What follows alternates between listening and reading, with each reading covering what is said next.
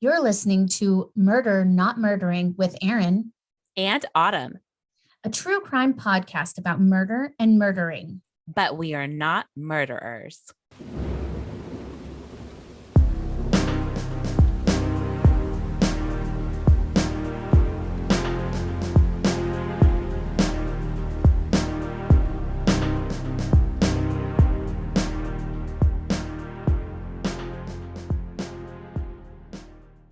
Welcome back, everybody, to Murder Not Murdering. It's been a minute.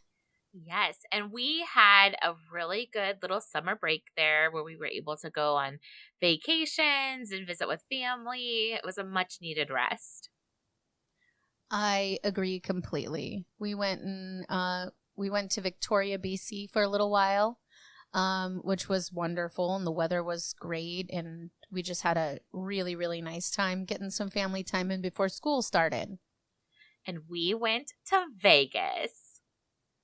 And if you looked on our Instagram, Autumn went to Binion's, which was in our last case. Yes, which was kind of surreal being there after I had just done the recording because there was everything related to Binion's, and it was just old Vegas. It was just really surreal. I was and excited. you had pictures of him in Binion's, Mm-hmm. so it was just cool. It was cool to see your pictures from that. Yeah, it was really fun. I really enjoyed actually being in there. I am so excited to be back, though. Like, I'm glad that we had our hiatus for a little bit, but I am very excited to be back. Me too. I cannot wait to hear what you have to say. Good, because it's, as per usual, a little long-winded, but it's a really good story. I just can't help myself. I know. You can't. I like the details, and I like to, add a little flair in there every once in a while. That's okay. I'm sure all of our listeners enjoy it, or they wouldn't be listening. That's right. All right. So, are you ready if we jump right in and less chit chat? So ready. Good. Here it goes. Sheriff's Homicide File 0792000909. Victim Salvatore Mineo. White male, 37. Address 8567 Holloway Drive, West Hollywood.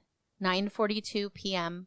Thursday, February 12th, 1976. TV, radio, and newspapers report the headline, actor Sal Mineo dead. 2-time Oscar nominee slain outside apartment.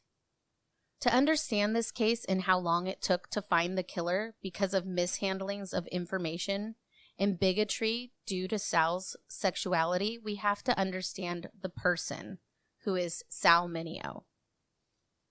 Salvatore Mineo Jr. was born January 10th, 1939 in the Bronx, New York City. He was the son of coffin makers Josephine and Salvatore Mineo Sr. He was of Sicilian descent. Sal was one of the few Italian Americans of his era to keep his last name, saying he was proud of his heritage and identity. Sal got into a bit of trouble early on in life. He joined a street gang at age 10 years old. He used his father's caskets to hide the gang's stolen goods. That's savage. Right? Oh my God. But they were caught, and they were charged with theft. The judge threatened to send Sal to a correctional facility unless he could find a more productive outlet. His mother enrolled him in dancing and acting at an early age. He had his first stage appearance at age 12 in a Tennessee Williams play, The Rose Tattoo. Then he also played the young prince opposite Yul Brynner in the stage musical The King and I. Brynner took the opportunity to help Sal better himself as an actor. Then and also throughout the years, he really took him under his wing, which is pretty amazing because he's a prolific actor. 100%. Sal was young and carried his makeup bag with him on the subway, just when he was on his way to get to the theater. It was at that time that he encountered a group of people who would chase him and beat him regularly. If he wasn't getting it from people on the subway, he would be getting it from people on the streets. He was a small build, gentleman.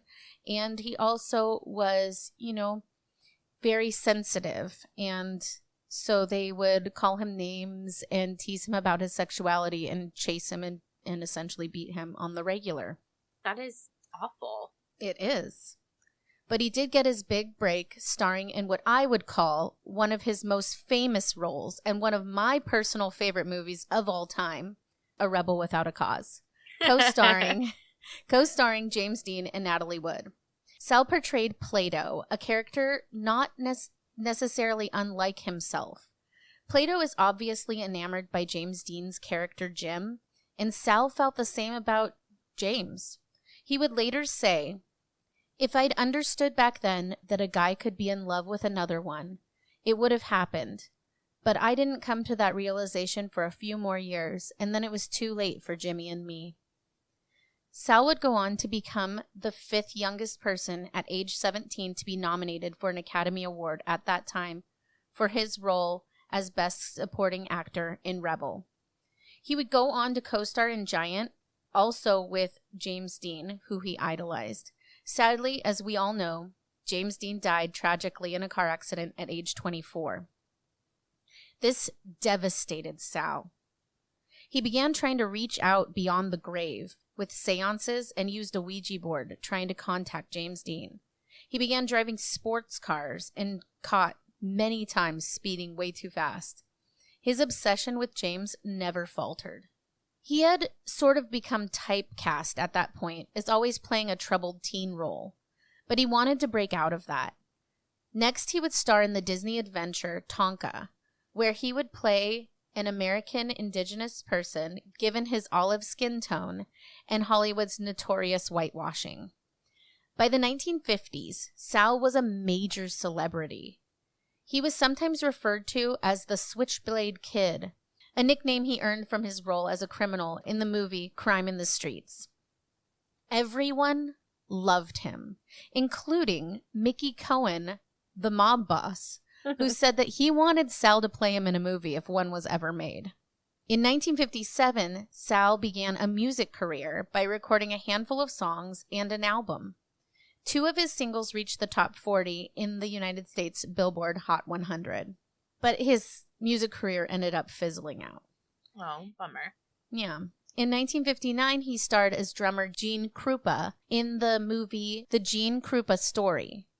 Like I said, he tried to overcome being typecast. In addition to his role in Tonka and a Mexican boy in Giant, in 1960, he played a Jewish Holocaust survivor in Exodus. He was nominated for an Academy Award for that role, and he won a Golden Globe for his performance. In 1961, Sal had been promoting that role in Exodus, and he was parking in a garage. He pulled his car in, then a truck rolled up behind him. He noticed 6 men who were wearing red armbands with a very prominent swastika in the middle. They began pounding on the back of his car. He fired up the engine and threw it in reverse. They kept banging on the car. A few moved out of the way to avoid being run over. But then they started banging on the windows and trying to pull the door handles, screaming at him. Luckily, Sal was able to throw it in gear and speed away. I wish I could tell you that this was the end of discrimination for Sal Mineo, but unfortunately, this narrative stays throughout the story.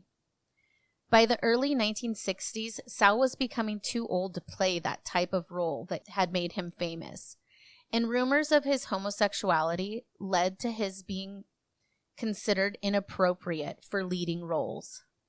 He auditioned for Lawrence of Arabia, but was not hired.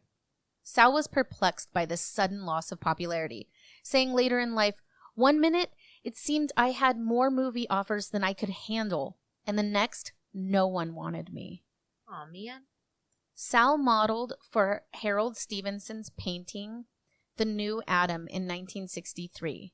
Now in the Guggenheim Museum's permanent collection, the painting is considered one of the great American nudes, and it is stunning.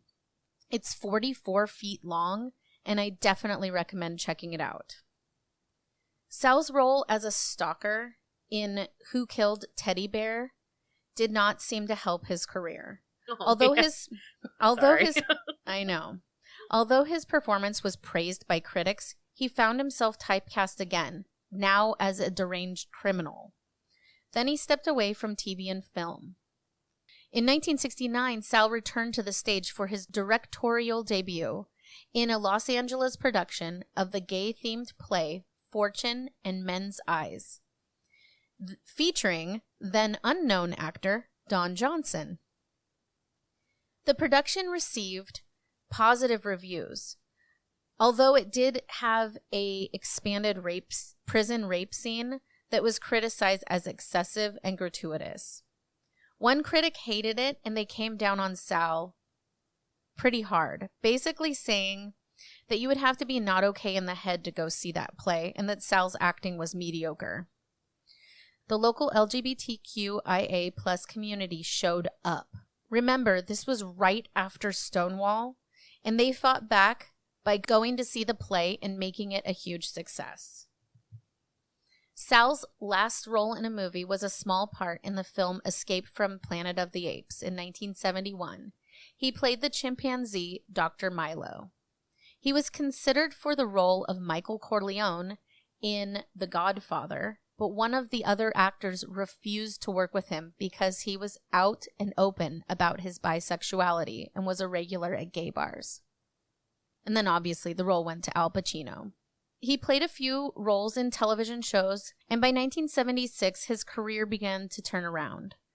While playing the role of a bisexual burglar in a series of stage performances of the comedy P.S. Your Cat is Dead in San Francisco, Sal received substantial publicity from many positive reviews, and he moved to Los Angeles along with the play.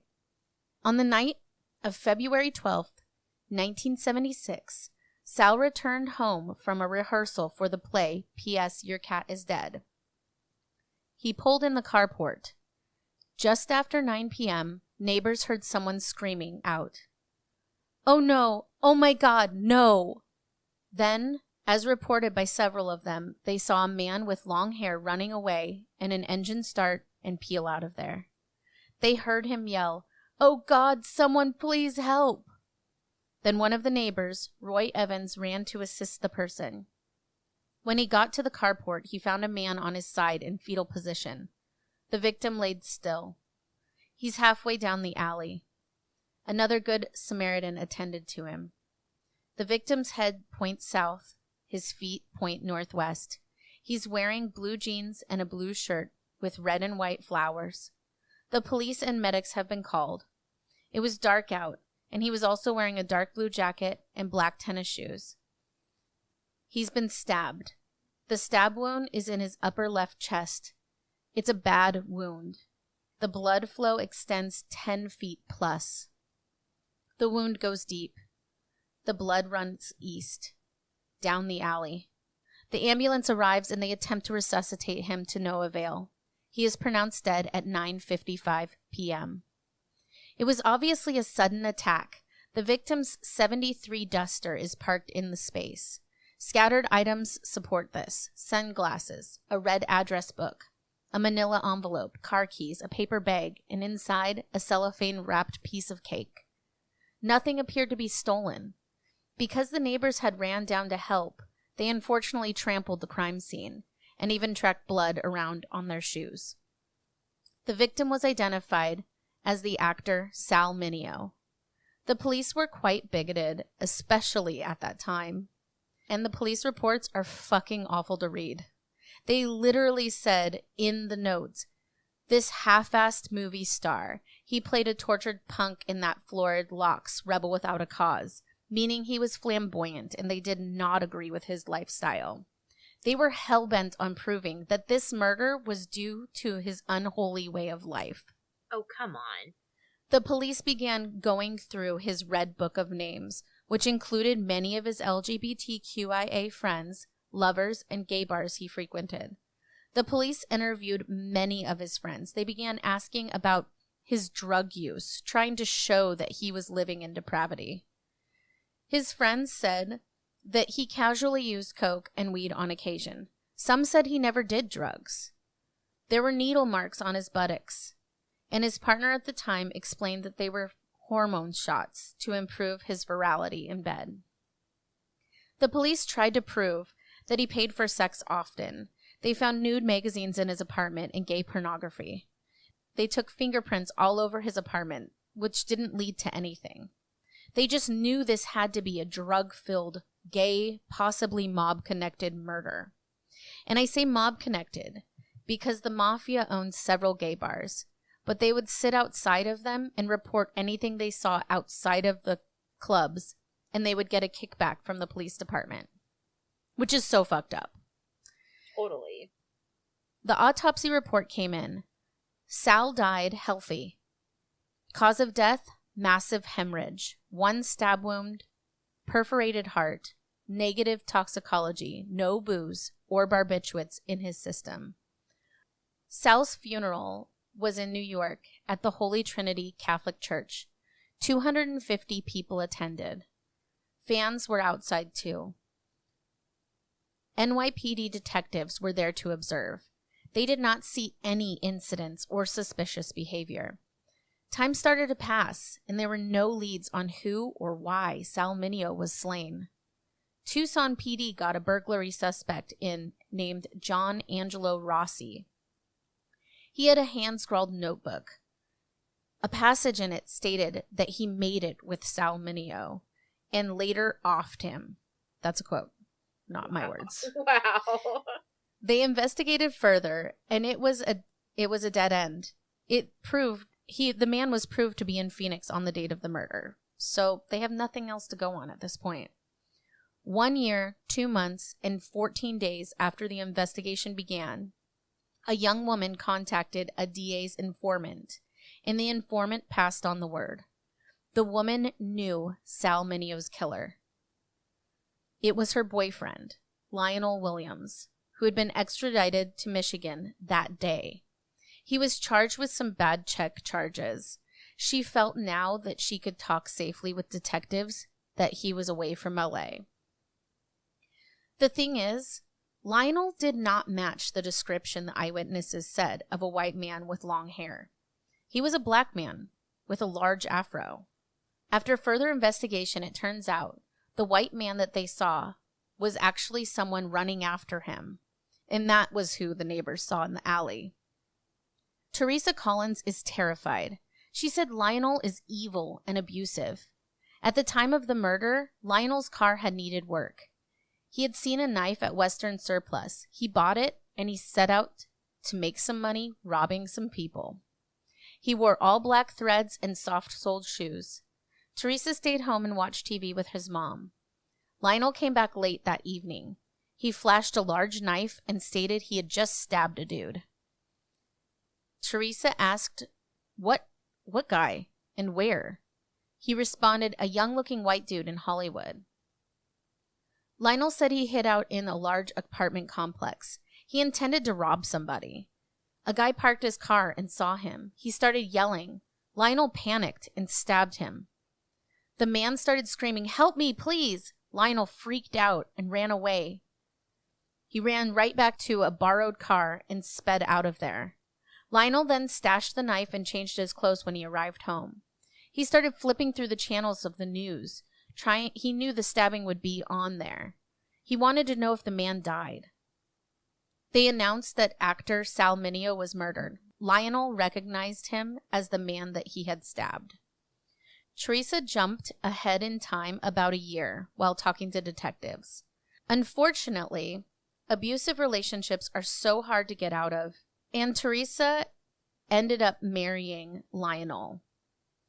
She even had a child with him. Oh, man. One night, a friend of theirs, who's 15 to 16 years old, came over. Now, just keep in mind that Teresa and Lionel are around 17 to 19 years old. Lionel's 19, but she's about 17. Okay. And they were all smoking marijuana together. He told the girl he had killed Sal Mineo. She didn't believe him at first. Teresa confirmed it. Then Lionel went off to bed. Teresa and the girl hung out in the kitchen. An interval passed. Lionel resurfaced, showing her the murder knife and behaving manic. Lionel slammed the knife into the floor. He lit a candle and placed it upside the knife. He made the women sit beside him. The three joined hands. Lionel called out to Sal Mineo. He said, Sal Mineo says, everyone take off your clothes. The women shared a look like, fuck no. Right. Lionel continued to talk to Sal, saying, I'm sorry, man. I'm sorry I didn't know it was you. I didn't mean to do it. And then he explained I needed the money and kept saying, I'm sorry. Lionel then laid on the floor and fell asleep. The young woman who was there was like, I gotta get the fuck out of here. So she started to leave. Lionel woke up and asked Teresa where she was going. He told Teresa to get her back in and ask her if she wants to have an orgy. What? Teresa got her and advised her, absolutely don't have a fucking orgy with this fucking crazy guy. Sidebar. Lionel all of a sudden went into a rage. He grabbed Teresa by the throat. He said, it's your fault. They're trying to take my car. Teresa broke free. Lionel pulled the knife from the floor. He put the blade up against the other girl's throat. He said, I'm going to put you out on the street and you're going to make me some money. Oh. Teresa left the room. She heard the girl screaming and pleading with Lionel. It went on for 10 minutes. Teresa returned to the room. The poor girl was stripped down to her bra and panties. Then, just like that, Lionel released her and left the house. Teresa then told detectives news they did not want to hear. Teresa and Lionel's house had been burglarized, and the knife had been stolen. The detectives drove Teresa to Western Surplus, where Lionel had purchased the knife originally, and she picked out a perfect replica. They took the knife to Dr. Ronald Taylor at the LA morgue. Dr. Taylor retained a piece of the stab wound tissue of Sal Mineo's upper chest, flash frozen. He ran comparison wound tests on pig carcass tissue. Human tissue and pig tissue possess very similar characteristics. Pig tissue tests were courtroom valid also. The exemplar knife fit the murder knife dimensionally. It left a similar bruising and hilt patterns. The serrated edges were a perfect match. Teresa Collins passed a polygraph without any issues. Then police fly to Battle Creek, Michigan. Lionel Williams was ensconced in the Calhoun County Jail. Upsettingly, he gets released. They put out an APB that they need to talk to him urgently. Teresa tells them to talk to Mrs. Newsom in the meantime. She's an acquaintance of theirs. She told them that Lionel was often depressed. He said it made him go out and hurt people. He told her an awful story when he became depressed and he started crying. His world was coming to an end. He killed a man in Hollywood, but he didn't say who he killed. This was a good testimony to have in court, because this woman was kind of an upstanding woman and took him in when he was down. She didn't have any criminal history. The central jail visiting rooms were hotwired. Lionel would trash talk his jailhouse guests. Inmate and visitor phones were full-time bugged, and pertinent trash talk were transcribed. Detectives ran down potential witnesses in Southside LA. Teresa fed them names while Lionel was held in jail. They combed through the recordings without any hits. Weeks passed. Months passed. The Mineo case stood 1 year, 5 months in. Then they finally got a break. Deputy Ronald Peake overhears Lionel and an inmate, Filbert Gillard, talking.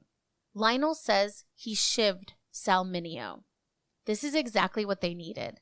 It was overheard by a police officer, which helped the case because it was a valid witness. The summer of 1977 passed. Fall came. A tipster turned police on to Lionel's neighbor, Michael Alley, who allegedly drove Lionel that night, the night of the murder. They picked up Lionel's loaner car at the dealership and got together later. They were drinking and cruising, looking for ladies. They didn't find any. They headed into Hollywood. Lionel drove. Michael fell asleep. He woke up and got sick. Lionel pulled to the curb and Michael got out and puked behind the car. He got back into the car. Lionel drove off and stopped somewhere near some apartments. He said he had to go see somebody about something. Then Lionel walked off. Then Michael saw him talking to someone. Michael keeps looking, and he sees Lionel stab the man. Because of Michael's history, that he was a criminal, this wasn't used as a credible witness. But regardless, Michael goes under hypnosis. The doctor tries to dredge details and fails. 1977 faded into 1978. The Mineo case was 1 year, 11 months old. They have a decently strong case, no matter what, especially with the officer who overheard Lionel's confess to the murder and Teresa's statement along with the girl he had threatened that night. And they have the match of the knife. The LA DA's office moves forward with a warrant for Lionel Williams, charging him with murder 1. He is extradited back to LA. Teresa visited Lionel 13 times and failed to get the hoped-for admission of guilt. Oh, geez. Unfortunately, they lost Teresa Collins. She evoked spousal privilege and refused to testify. I kind of saw that coming.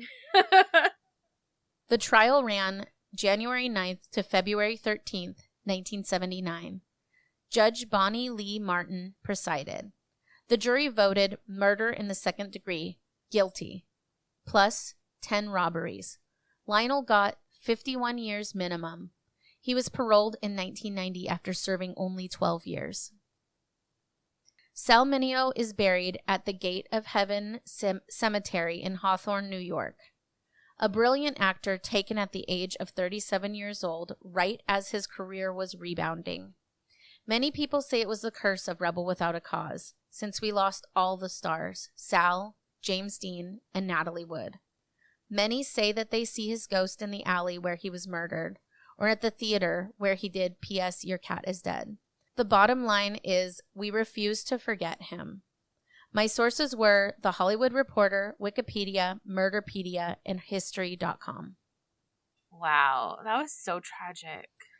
It's really sad.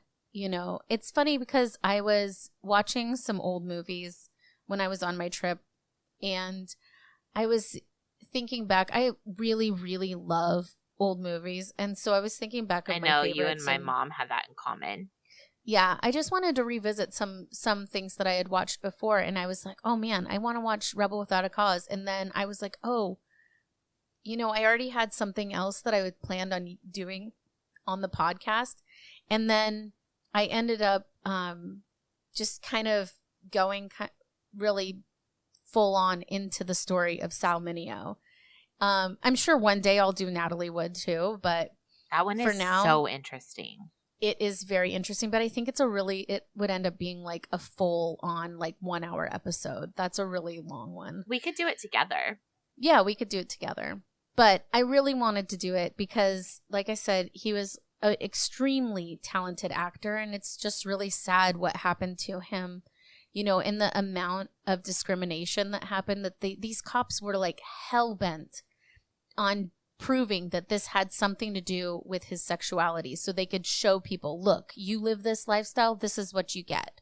You're going to be involved in drugs, and they were trying to be like, he uses sex workers all the time, and they were really just trying to go for him so hard, and then it turned out to be just a robbery gone wrong. Man, it's heartbreaking. It's really sad, but I felt like it needed to be told, and not that many people have covered this one, so I had never even heard of it. Yeah, so I thought it would be a good one to do, and it was really interesting research. I really liked it. A really major roller coaster ride. Yes, it was ups and downs and twists and turns. Exactly. Well, we're going to take a quick break and hear from our sponsor, and then we'll be back to hear Autumn's case. So we'll talk to you soon. And we are back. That was such a good one. I really liked it. We have some things in common. Oh, boy. Just you wait and see. I'm excited. Good. Okay, I'm going to get right on in.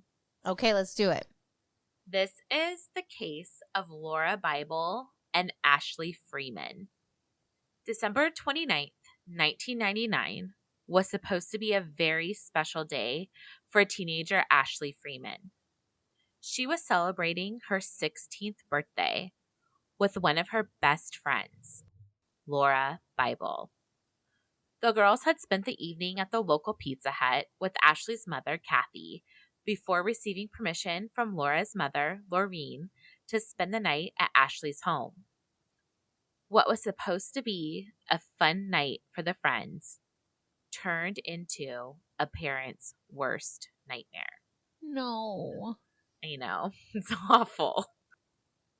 Lauria Jeline Bible was born on April 18th, 1983 in Oklahoma to parents Jay and Laureen Bible.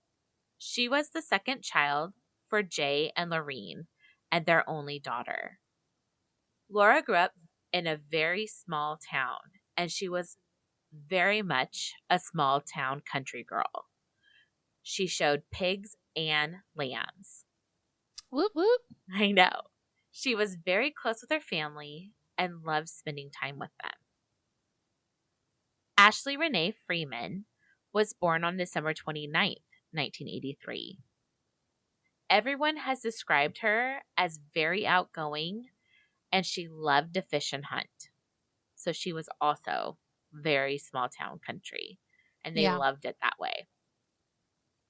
Lauria and Ashley met in elementary school and had been close friends ever since. They grew up in a very small town, Welch, Oklahoma, which to this day has a population of about 600 people. Oh, wow. That is small. So even less in 1999. Yeah. The high school they attended had 12 students in their grade. Oh, wow. That's pretty small pickings. Yes. The Freeman family had been having a hard year. Their 17-year-old son, Shane, had been shot and killed in January. Oh, my God. Shane was a troubled teen who burglarized local homes and had been on the run and living in a stolen truck when a Craig County deputy found him. They got into an altercation, and Shane pulled out his gun, and the deputy shot and killed him. His father, Danny, disputed the fact that his son pulled a gun, but there was an investigation, and it was found to be accurate. Ashley's boyfriend, Jeremy Hurst, joined the friends to celebrate her 16th birthday, and he left around 9:30 p.m. that evening. Around 5:30 a.m. on December 30th, a couple on their way to work saw smoke billowing up from the Freeman's trailer and made a call to the fire department. I don't like that. I know.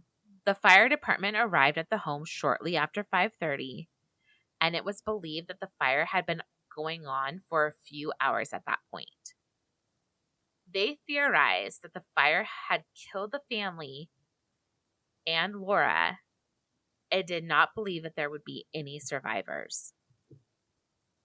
Laura's parents arrived at the scene, and the Oklahoma State Bureau of Investigations, which I will refer to as OSBI, would not let them pass the crime scene tape for over 5 hours. Oh, gosh. I mean, it's understandable, but as a parent, Sure. you can just be like distraught over it. At that sure. point, there would be nothing that could hold you back. 100%. So they were just in agony those 5 hours. The fire department is suspicious of the fire, and it began to become clear that the fire was set deliberately. The remains of a woman were found lying on the floor of the master bedroom, wearing a wedding ring, and she had broad shoulders and was larger than the teenage girls. Weird. The medical examiner on scene knew the Bible family personally, so she unofficially told them that she believed the remains to be of Kathy Freeman and not of the teenagers. They continued to search the rubble for the remains of Danny and the two girls. However, they could not be found. The ME filed a report that evening of December 30th, and it was a bombshell. It was confirmed the remains were Kathy Freeman's, and she had been shot in the head execution style. Oh, fuck. I did not see that coming. Right? Shocking. The police started to theorize that Danny had killed his wife, Kathy, and abducted Ashley and Laura. Laura's car was still parked in the driveway with the keys in the ignition, indicating to them that the girls had not left the home on their own accord. Danny had a reputation with the locals for having anger issues, and some knew he was a drug dealer of marijuana and possibly methamphetamines. But Kathy and Danny had also been together since high school, so they were high school sweethearts. So what could have made him snap the night of his daughter's 16th birthday? Yeah. They were not sure. Even though the girls were missing and believed to be abducted by Danny, the OBSI released the crime scene from police custody on December 30th at 6 p.m. So they weren't investigating the fire any further at that point. The next morning, December 31st, the Bible family and a group of their friends gathered at the trailer with handsaws and shovels to shift through the rubble, looking for clues as to the girls' disappearance. The crime scene being released allowed them to roam the property freely. While searching, they discovered another body and alerted the police. The body had been trampled over the day before by crime scene investigators. The second body, a male, was found in the master bedroom with a gunshot wound to the head, just like Kathy Freeman. Shit. Right? The man was identified immediately. Danny had had reconstructive surgery on his face years before, and you could see the wires from the reconstruction surgery. Oh, God. I know. This was very concerning to Laura's parents, as the body had clearly been there the day before. You could see the boot marks down his torso where he'd been walked on during the search. Oh, my God. He had been there the entire time. Jesus. Once the remains of Danny were found, the police tried to take control back of the crime scene, but they were now theorizing that the girls were hiding out, and not that whoever had shot Danny and Kathy Freeman had taken the teenagers. The Bible family refused to leave the crime scene, and at this time, locals began to arrive to search the property and the surrounding area for any trace of what might have happened to Ashley and Laura, and hopefully bring them home safely.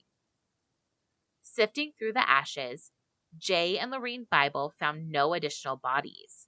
However, they did find the personal items of Laura and Ashley, such as their purses, cash, and IDs. This was enough for them to believe that the girls did not go in hiding or leave on their own accord. Yeah. The OBSI failed to post the missing girls on their national database for missing juveniles. Lauria started her own campaign to find her daughter and Ashley at this point, making missing posters and speaking to the media. Well, good for her. 100%. The brother of Danny Freeman, Dwayne Vansell, called in a private investigator, Tom Pryor, to see if he could search the property for any clues as to what might have happened. This is a small town, and the rift between Danny and the authorities over the death of his son, and additionally being a presumed drug dealer, could be causing some friction between the families, feeling the authorities were taking the girl's disappearance seriously. Yeah. Basically, the family didn't trust law enforcement at this point and wanted an outside source helping them and locating the missing girls. Tom Pryor and his business partner, Joe Dugan, agreed to take the case on for only $1. Good for them. Tom was a father himself and had 2 girls and 2 boys. One of his daughters was the same age as the teenagers, and he said he called to his heart to take this on. The pair searched the property, and when Joe was searching the long driveway of the rural home, he comes across a piece of paper. When he picks up the piece of paper and examines it, it's proof of insurance card for a blue mid-sized Mercury topaz registered to a woman who lives 15 minutes from the Freeman's property in Chautauqua, Kansas. The private investigators report their findings to the OSBI and told them that they had found something they believed to be important evidence and would like to turn it into the police. And law enforcement told them it wasn't necessary. You're kidding me. I thought that was coming. Mm-hmm. Law enforcement does not seem to think that this piece of evidence matters. But that is not how Tom and Joe felt. Yeah. And they pressed on with their investigation, which included heading to the woman's home that the insurance card belonged to. Obviously. Right. I mean, this is ridiculous. I agree. The woman was very confused and had no explanation as to why her insurance card would be anywhere near the Freeman's property. However, she does give the men the name of her boyfriend, Philip Welch. She told them that her car was in his possession the night of the fire, and he might be able to provide more information on how or why the insurance card ended up on their property. The private investigators tracked down Philip Welch at a hamburger joint they were told he frequented, which to me is so small town. Think of, like, you know where this guy is at a hamburger joint, you know? I can picture it in my mind. Yes. They took a seat next to him at the counter, making small talk. Coincidentally, a broadcast comes over the radio about the missing girls, and Tom uses this as his chance to bring them up. He asks Phil, "Where were you the night that the girls went missing?" Phil tells him that he was out partying in Chautauqua, and he doesn't know anything about the case. The men leave the burger joint, but they feel they are not finished with Phil yet. No way. I know, right? The private investigators are still convinced that this insurance card that they have really is a key piece of evidence and go back to the owner of the car. They ask her if they are able to search the car, if she would allow them to just have a look over it. She let them know that she actually recently sold the car to a salvage yard and that she no longer owned the vehicle. Oh, no. Like, what are the odds? I mean, this is like so quick to me to sell it to a salvage yard all of a sudden. Okay, suspicious, but here we are. Very suspicious. The investigators tracked down the salvage yard, and the owner allows them to do a search of the vehicle. Yay. I know, right? In the car, they find some disturbing items, girls' clothing, and a roll of duct tape. Not surprised at all. I know, right? They also found a bunch of rent receipts made out to Phil Welch, the boyfriend of the woman who owned the vehicle. Once they discovered these items, they called the lead investigator of the OSBI once more, Steve Nutter, and asked if he would like to come and process the car. Steve declined. You're kidding me. He said too many hands had touched it. There would be no evidence in there that they could use. So what would be the point? But they have the girls' clothes and things like that. I know it's circumstantial, but it's still there, you know? It's still there. It adds to a case. Yes. It is at this time they receive some pressure to back off the ongoing investigation. What? They reluctantly do after Steve Nutter threatened to pull Tom Pryor's license for interfering with his case. Whoa. Okay. Months turn into years, and there are no new leads, and there has been no movement on the case. The case goes cold, despite the hard work of the Bible family and the small community. 5 years after the fire, a serial killer was arrested by the name of Jeremy Brian Jones. Jeremy was from the area of Miami, Oklahoma, which is about 15 miles from Welch, Oklahoma. He was a well-known, dangerous criminal who had committed numerous murders, rapes, and arsons throughout the Midwest. He had been evading capture up until he was arrested in 2004 in Alabama for the murder of his neighbor, Lisa Nichols.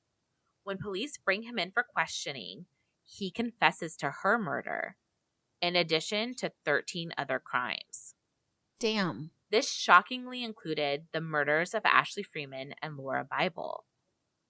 Jeremy, in his confession, stated that he murdered Danny and Kathy Freeman as a favor for a friend over a drug debt. Then he took the girls to Kansas, where he shot them and threw them into an abandoned mine. Authorities do searches of the mine, that Jeremy indicated he disposed of their bodies in, and are unable to find any evidence of the teenagers. It's at this point that Jeremy recants his confession and admitted that he fabricated the story in order to get better food and additional phone privileges in prison. Okay. Asshole. 100%. Right? Looking further into him, it's absolutely not possible for him to have committed the murders. He was actually arrested the morning of the fire at 4 a.m., more than 18 miles away. Yeah, that seemed a little too convenient. Mm-hmm. This is heartbreaking and frustrating to the families of Ashley and Laura. And unfortunately, the case goes ice cold once again after this huge letdown. In December of 2017, Whoa. new investigators looked through notes from the original investigation and started to follow leads based on these notes.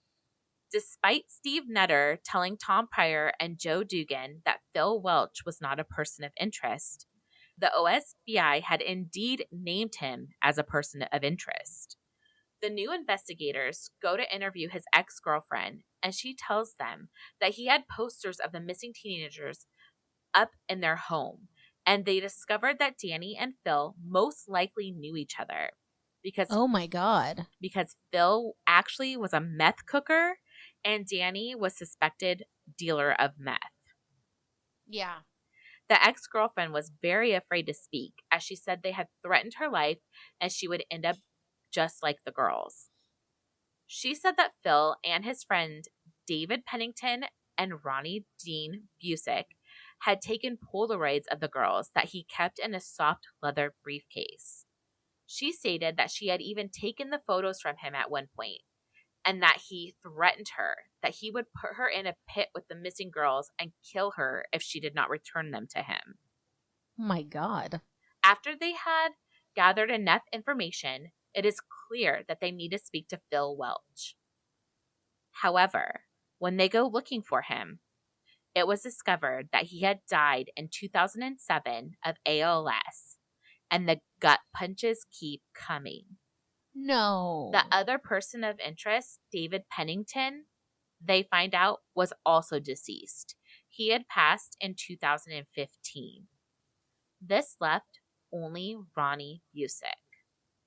In April of 2018, Ronnie Dean Busick, at the age of 66, was arrested and charged with 4 counts of first-degree murder for the deaths of Lauria Bible, Ashley Freeman, Kathy Freeman, and Danny Freeman. Busick pled guilty July 15, 2020, to being an accessory to first-degree murder, torching the home of the Freemans, and the abduction and presumed slayings of the 2 girls. He also admitted to having withheld information about the involvement of Phil Welch and David Pennington. He was sentenced to 15 years. 15 years for the crime, with 10 years to be spent in lockup. In a public address, the Bible family issued a statement in which they stated that they had been aware of the alleged photographs for years, and that at this time, all focus is on finding Laura and Ashley. We welcome all information leading to their recovery. Until they are home with us, this will never be over. After his arrest, Busick told reporters he wished to speak to the Bibles. On April 26, 2018, Bible's mother, Lauria, confirmed she spoke with Busick, but that he denied knowing the whereabouts of her daughter or Freeman. The super tragic part of this is that the girls were kept in a trailer for 2 weeks after the fire. Oh my gosh. And the insurance card had led them to the person that was holding them, and they could have been recovered alive. Isn't that really tragic? frustrating? It's absolutely devastating that the police ignored devastating it. And frustrating. Yes. They could have been recovered alive, and now they don't even know where their remains are. So what they suspect happened is that they came in there on relations of Danny doing drugs and owing money, and they killed them, and the girls ran out the back into a field to hide. And when the girls stood up, they found them, and that's when they abducted them. But they were innocent bystanders in this situation. And also, like, your kid's out having a slumber party for her friend's 16th birthday and she never comes home. Yeah, How that's awful. Freaking tragic. Terrible. My sources were Wikipedia, Unsolved Mysteries, America's Most Wanted, People Magazine, News.com, with an article by Candace Sutton. Isn't that just awful? Like, they still don't know where their remains are. That's awful. That's so sad. You know, and it's tough because the other guys died, and so they absolutely have no hope, really, of finding them. It's just so crazy to me. And the amount of people, though, that came through the scene and everything, it's so shocking to me that they were so reluctant to, like, look at other pieces of evidence that anyone else found. It's almost like it was just, like, swinging their dicks a bit. Yes. And they were just upset because Danny had a beef with the people for his son being killed. I mean, it's unfortunate, like, and I don't want to talk ill of them, but, like, I mean, Danny was on the wrong side of the law. His son was on the wrong side of the law, and these children got stuck in the middle, you know? Yeah. That's just really sad. It's really sad. But it took forever to get any kind of answers. I mean, for real. That's, like, in a small town, you know, Laura's parents were, like, so patient. They're just very calm and, like, collected and, you know, very small town. I don't, like, want to say anything negative, but, like, they're like, yeah, we knew about those photos for years, like, these rumors for years. And they just were patiently waiting for somebody to, like, do something about it. Yeah. I think it's kind of like sometimes you see people that have, like, a blind trust in or faith in, like, the justice system or things like that. And it's like a lot of times it takes so much and so many things from outside sources to actually get down to the bottom of it. Mm-hmm. It's just so sad. I just can't get over the fact that they were alive for up to 2 weeks in that trailer. And that the private investigators were like, hey, look, we think this is something. Yeah. And they could have saved them. I mean, the guy threatened to pull the guy's license, his livelihood. He had to back off. Sure. But it was so close. It's really frustrating. We did have a lot of things in common. Mm-hmm. We had the robberies from the son. And then we also had the fact that the woman was afraid, the girlfriend was afraid to talk to the police. You know, that's in common. And and then it went cold for a while. Yours much longer than mine, but still ended up running cold. I just can't, my heart.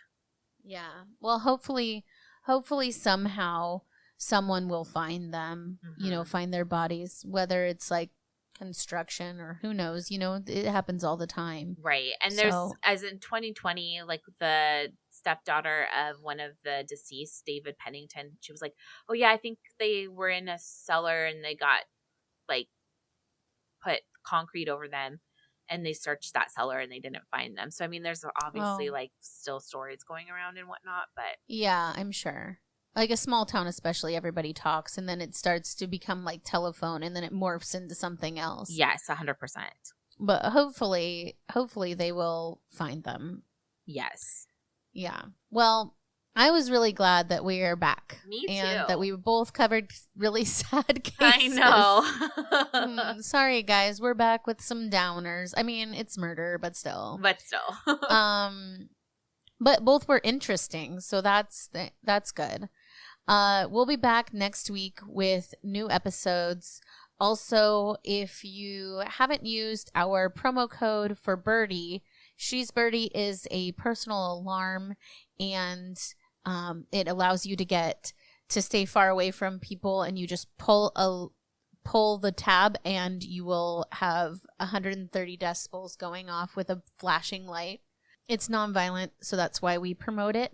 Our promo code is NotMurder15, and you get 15% off, so please go and check that out and stay safe. Outside of that, you can always email us ideas or DM us on Instagram, and then we will be posting pictures and information about both of our cases on the gram. So check that out. I think that's all the things, right? I think it's weird getting back in the swing of things being gone I know, so right? long. I'm like, is that everything? I think that's all the things. I think it is. So, yeah, again, if you want to email us, it's info@murdernotmurdering.com. And we will see you next week. Bye. Whoop, whoop. Bye, everyone. Whoop, whoop.